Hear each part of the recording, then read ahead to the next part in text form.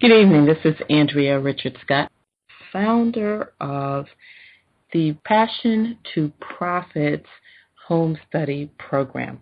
Tonight, I'd like to talk to you about letting go. So let's start by thinking about this concept of lightening up by releasing. I think the art of letting go allows us to step away from all the stuff in our lives and to make an honest assessment of what's truly valuable. We are traveling through this world with so much baggage, whether it's physical baggage or emotional baggage. We just have a ton of it. We're carrying around all this baggage, and it's really exhausting. The valuable stuff, we ought to keep that. The useless stuff, we should eliminate it from our lives. Maybe something that's useless to us can be valuable to someone else, so we should give it away. Emotions and habits that aren't valuable, we should eliminate those as well. I want to talk to you about a few concepts as it relates to letting go. First, release unnecessary stuff. When you think about all the stuff that we have in our lives, it's crazy because the stuff takes up time, space, energy, and even money. The more stuff we have, the more time we spend trying to find the stuff we truly need. Have you ever experienced that? You get so much stuff in your life that when you're looking for something in particular, you just can't seem to find it. The more stuff we have, the more space we need to store all that stuff. That's why we buy bigger and bigger homes and get more and more space, and then we turn around and just fill it with more stuff.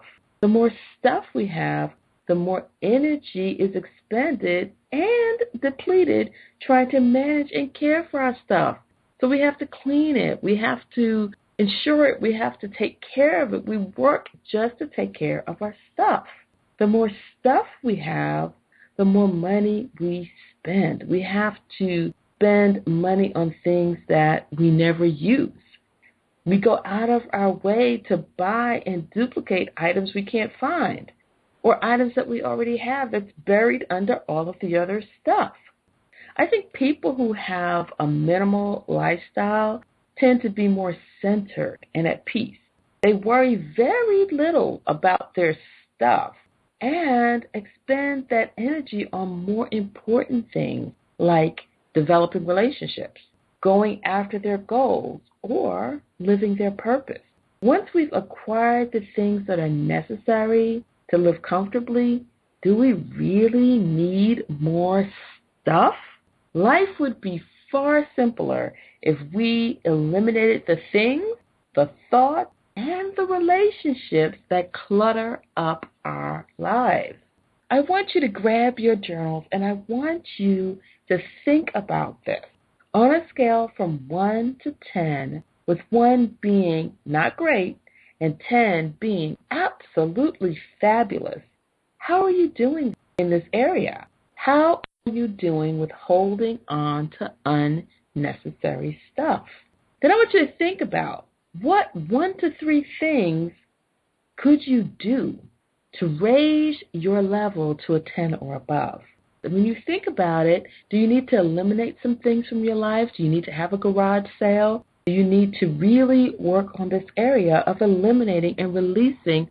Which ones could you easily eliminate right now without giving it any thought? Just get rid of. And which things would it be hard for you to get rid of? Which things would be difficult for you to let go? Second, get over the need to be right.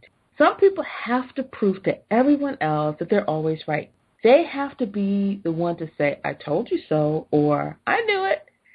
There is a lot of pressure on us if we always have to be right or perfect. Since no human being can be perfect, it causes all this unnecessary energy to be expended trying to do so. When we are right, we don't have to lord it over other people. And when we're wrong, we can easily admit our mistakes and move on. Needing to be right all the time sets this unrealistic expectation for ourselves as well as the people that are around us. This kind of attitude causes dissension and conflicts because others will be looking for opportunities to trip us up or prove that we're wrong. When we release this need to be right, we begin to relax and give ourselves a break.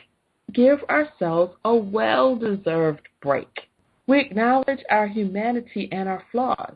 We realize that there is certain beauty in being flawed and making mistakes. Without flaws and mistakes, we would never learn and grow.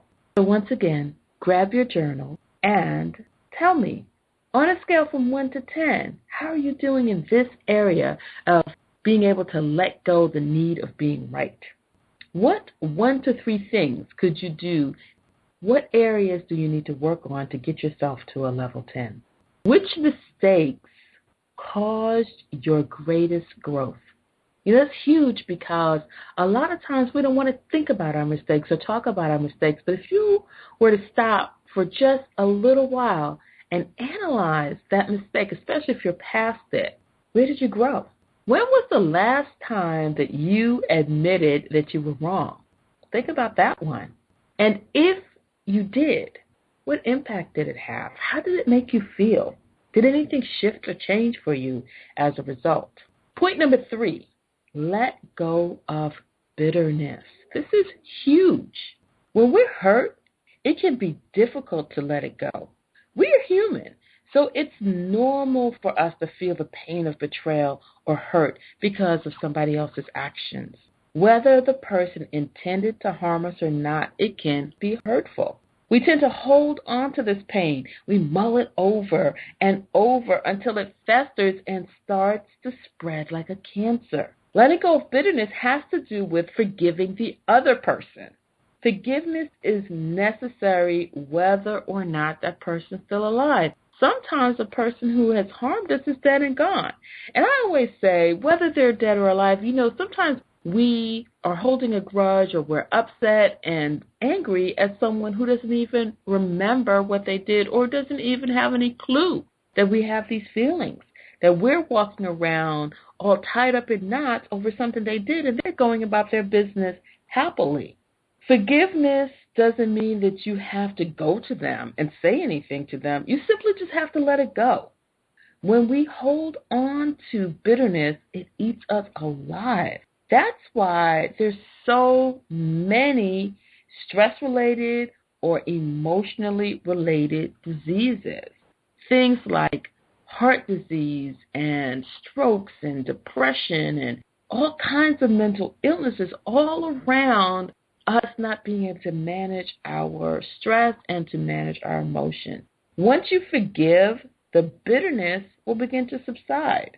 You have to make up your mind that you can forgive those people who have harmed you. You don't necessarily have to establish or reestablish a relationship with these people. I'm not saying that. But for your own sake, you have to let go of the bitterness and the pain that you're carrying around if you have an issue with someone else. So once again, grab your journals. On a scale from 1 to 10, with 1 being not so great and 10 being absolutely fantastic, how are you doing in this area? How willing are you to forgive? How easily does forgiveness come for you? Think about what 1 to 3 things could you do to raise that up a notch. Think about what you can do. Where are you still holding a grudge or resentment? Who do you need to forgive? And sometimes we need to forgive ourselves. Sometimes we really do need to just give ourselves a break. Number 4, get over the need to be liked. This is another huge one to me. So when we have a need for people to like us, it causes us to really be in a compromising position all the time. Whenever there is this need to be liked by other people, you can rest assured that your values will be compromised. It's impossible to please everyone. It's just absolutely impossible. If you try to do so, you will please no one. It's important to have a clear understanding of your values and stick with them. It's more important to like yourself than to get others to like you. If you've compromised everything that you believed in, what will you have at the end of the day? It is true that we can't be everyone's friend, and everyone isn't going to like us. I mean, it's just true. People, for whatever reason, may dislike us, no fault of our own. It just works out that way. Some people don't like you because of superficial reasons. Instead of trying to be a people pleaser, you can focus on what's really important to you. Those who are in alignment with your values will respect and support you. Those who are not in alignment with your values weren't meant to be in your circle anyway, so just let them go. In your journals, on a scale from 1 to 10, how are you doing in this area of being a people pleaser or wanting people to like you, compromising values as a result of it? How do you stack up on a scale from 1 to 10? What 1 to 3 things could you do to change this area, to raise it above a 10, to be off the charts with this one? Has trying to please someone compromised your values? How can you handle this in the future? Has it ever happened to you? I mean, can you pick out one particular situation where you can say, yep, that's right, I did this, I was trying to please that person, and because of that, I ended up compromising my values, and look at what happened. What would you do in the future in a situation like that? Number 5, renew your mind. There's an old adage that says the mind is the devil's workshop. This is particularly true if you spend time dwelling on negative things. If you see the glass as half full and can only remember and dwell on every bad thing in your life, then it's time to start letting go. The more you focus on the negative, the more difficult it will be for you to appreciate the positive things that are right there in front of you. Everyone has challenges and misfortunes. It's just the way life is. That's the way the world is. There are all kinds of difficulties and adversities and things like that. But it's how you handle yours that will set you apart from the masses. You can renew your mind by making a conscious decision to focus on what is good, what is right, what is great in your life instead of what's bad and wrong. Yeah, there are going to be things that are not right. There are going to be things that are difficult. There are going to be things that are challenging. There are going to be things that are quite ugly. But if you focus on those things, it's going to be harder to deal with them. The things that you focus on will show up more frequently. So it would really be to your advantage to focus on what you want instead of focusing on what you don't want. Renewing your mind is about making a conscious decision to have a positive outlook on your life and to have a positive vision about what is to come. It allows you to practically face each and every day knowing that there will be some good and some bad, but no matter what, in either case, you are strong enough, you're smart enough, you're powerful enough to handle anything that comes your way. In your journal, on a scale from 1 to 10, how are you doing in this area of renewing your mind? What 1 to 3 things could you do to raise your level in this area? What are you focusing on right now? Just stop and think about it. What is the thing that has all of your mental energy right now? Is it something positive or is it something negative? What changes, if any, are you willing to make? This is Andrea Richard Scott, the Purpose Guide with ARS Professional Development. You can find us at our home on the web at www.purposeguide.com. I'd like to invite you to experience coaching. If you're interested in learning more about that program, please feel free to contact me at AndreaRichardscott.com. That's Andrea at AndreaRichardscott.com.